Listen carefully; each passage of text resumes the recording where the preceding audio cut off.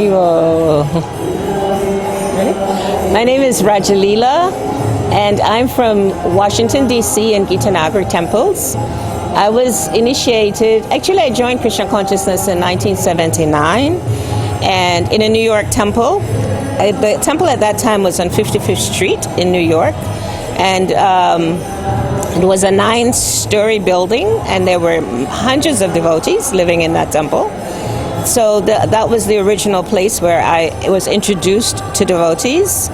And then I actually met my spiritual master, His Holiness Bhaktisiddhanta Swami, about a few months after going to the temple.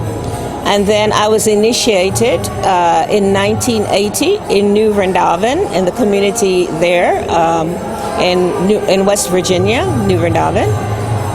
And His Holiness Bhaktisiddhanta Maharaj has been and was always my spiritual guide throughout my spiritual life, which has been the last 35 years or so.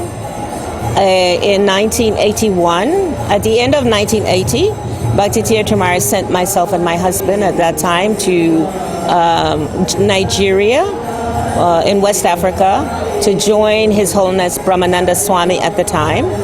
And we were then to help in assisting pioneering temples in West Africa.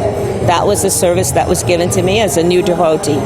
So we went there with His Holiness Brahmananda Swami. We met him there, and he nurtured and cared for us as we learned about how to share Srila Prabhupada's message throughout the West African continent.